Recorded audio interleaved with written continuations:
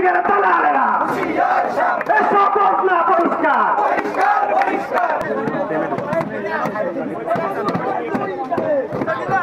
BNP চেয়ারপারসনের উপদেষ্টা ফজলু পাগলা যে জুলাইয়ের যে গণ অভ্যুত্থানের শক্তিকে কালো শক্তি এবং জুলাই অভ্যুত্থানের নেতৃত্ব দানকারী যে ছাত্র নেতারা আছে তাদেরকে রাজাকারের বাচ্চা বলে ট্যাগিং করেছে। আমরা ইতিপূর্বে দেখেছি 24-এর যে জুলাই আন্দোলন, 5 আগস্টের যে গণ অভ্যুত্থান, সেই গণ অভ্যুত্থানের পূর্ববর্তী যে সরকার ছিল এই দেশের ফ্যাসিস্ট সরকার, শেখ হাসিনা একই রোগের রোগী ছিল, সেই রোগ এখন ফজলুর উপর ভর করেছে। আমরা স্পষ্টভাবে বলতে চাই, এই রোগে যারাই রোগী হবে ছাত্র জনতা তাদের জন্য সে ওষুধের ব্যবস্থা করবে। আমরা দেশবাসীকে বলে দিতে চাই, এই ধরনের ফজলু পাগলার মতো যারাই জুলাই অভ্যুত্থানকে প্রশ্নবিদ্ধ করে, জুলাই অভ্যুত্থানের নেতৃত্ব দানকারী যে কাউকে প্রশ্ন করে যে কোনো ধরনের অশুভন বক্তব্য দেবে, এদেশের ছাত্র জনতা তাদেরকে তীব্র প্রতিবাদ এবং ক্ষোভের সম্মুখীন হবে। আমি স্পষ্ট করে বলে দিতে চাই, আমরা দেখতেছি বিএনপির যে সকল নেতারা বিভিন্ন জায়গায় চাঁদাবাজি করতেছে, বিভিন্ন ধরনের অপকর্মে লিপ্ত আছে, সেগুলো ভাইরাল না হলে পরে বিএনপির থেকে কোনো ব্যবস্থা আসতেছে না। আজকে যখন বৈষম্য বিরোধী ছাত্র আন্দোলনের পক্ষ থেকে এখানে কর্মসূচি ঘোষণা করা হয়েছে যে এই ফজলু পাগলাকে জুতা পেটা করা হবে, ফজলু পাগলার ছবিতে জুতা পেটা করা হবে, তখন বিএনপির টনক নড়েছে। এর আগে ফজলু পাগলা কিন্তু আজকে নতুন এই বক্তব্য দেয় নাই। 5 আগস্টের গণ অভ্যুত্থানের পরে ফজলু পাগলা নিয়মিত এই ধরনের বক্তব্য দিয়ে যাচ্ছে। এই বক্তব্য সারা দেশের মানুষের কাছে কি পৌঁছেছে, বিএনপির হাইকমান্ডের কাছে কি পৌঁছেনি? তাহলে কি আমরা ধরে নেব যে বিএনপি তাকে দিয়ে এই ধরনের কথা বলাচ্ছে? আজকে কেন সুকজের নোটিশ দিতে হবে?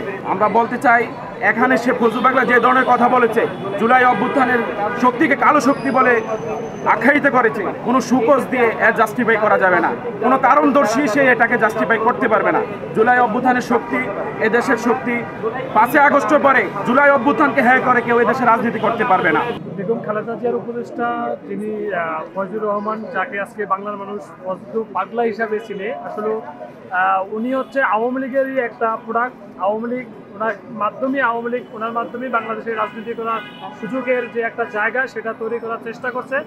ফজলু পাগলাকে বিএনপি যদি বহিষ্কার না করে, তাহলে আমরা মনে করব যে ফজলু পাগলাকে দিয়ে বিএনপি আওয়ামী লীগকে বাংলাদেশের রাজনীতি করার যে জায়গা সেটা করে দেওয়ার জন্য চেষ্টা করতেছে। ফজলু পাগলাকে যতক্ষণ পর্যন্ত বহিষ্কার না করা হবে, ততক্ষণ পর্যন্ত এই দেশের মানুষ মনে করবে যে বিএনপিও সে আওয়ামী লীগের রূপে ফিরে আসতে বাংলাদেশে চায়। এটা বাংলাদেশের মানুষ মনে করে।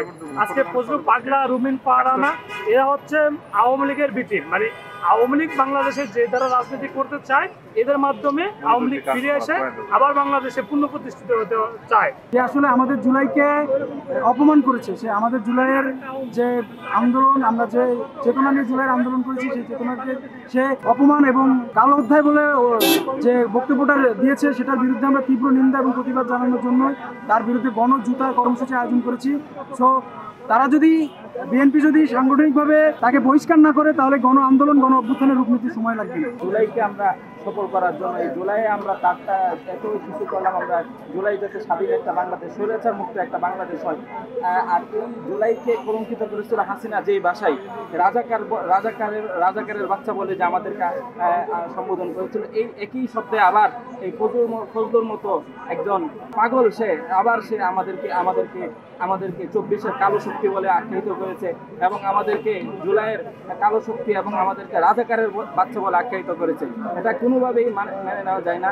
আমরা যারা, বিশেষ আমি আহত যোদ্ধা হিসাবে, আমরা যারা আহত যোদ্ধারা আছি, আমরা আহত জুলাই যোদ্ধারা আছি, আমরা তার তীব্র নিন্দা জানাই এবং প্রতিবাদ জানাই।